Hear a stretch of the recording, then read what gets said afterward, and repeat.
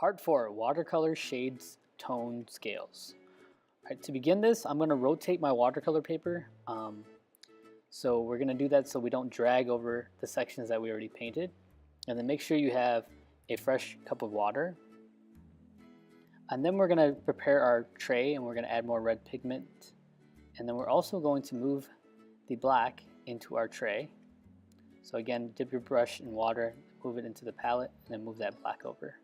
So you want to start by cleaning off your brush, and then we're going to take that black we put in our tray, we're going to mix it into the red. So you just want to put a little bit in there.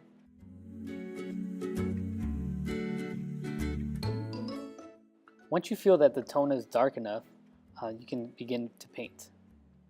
So we're going to be painting next to the center red rectangle that we started with. And then just go ahead and fill it in. Again, you're going to be painting the center and then working on the outer edges.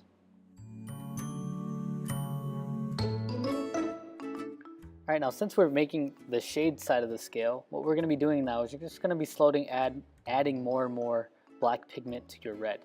So kind of like what we did before when we were lightening up the brush by adding water, this time we're going to be doing the opposite. We're just going to be slowly adding more and more black pigment to our red. So you're going to be continuing to do that. You don't even need to clean your brush off in this stage. Really, you can actually just keep moving from the black into your red and then slowly darkening your red tone into that shade. Okay. As you're finishing up your scale, your last stage should be a very dark red. It shouldn't be completely black. So you want to retain the red pigment within that color. Right? And remember, as you're doing this, you should be using good craftsmanship and taking your time, and try not to bleed your edges together.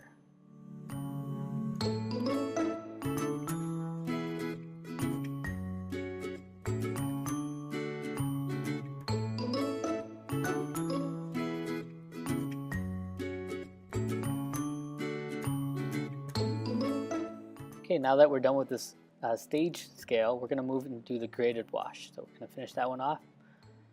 And again, we're going to move some red over again. So we're going to take our brush, dip it in the water, and then move some of that red over to the tray. And what we're going to do here, instead of what we did before when we laid that clear water down, we're actually going to put a red base down. And again, we're painting wet on wet here, but the only difference here is you're adding the red pigment. So go ahead and put a solid red wash here and fill that in. So this is going to give us a nice red tone underneath once we add the black. So now again, mix up your black into your red.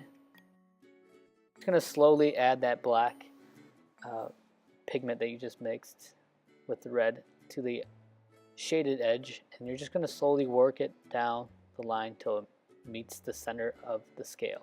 So very similar to what we did before when we're moving the red pigment down, we're going to just be doing that with the black pigment. And if you feel like the color isn't dark enough, you can always go back and add more black pigment, okay? To do this, get yourself a semi-dry brush, and you're just going to slowly dip your brush into that black pigment, and you're just going to work that back into the areas that you want to darken. And again, just like before, if you're adding more pigment, you want to be sure that you grade it out or blend it out with the other colors. Once that's done, you can compare your scales or your scale and make sure that the stages are correct. So right here, this middle section wasn't dark enough or red enough, so we're just going back and we're adding more red pigment there. Again, because we added more red pigment, we want to make sure we go ahead and blend that out nicely. And that's the conclusion of this watercolor exercise, focusing on wet on dry techniques, brush control, and creating tints and shades using black and water.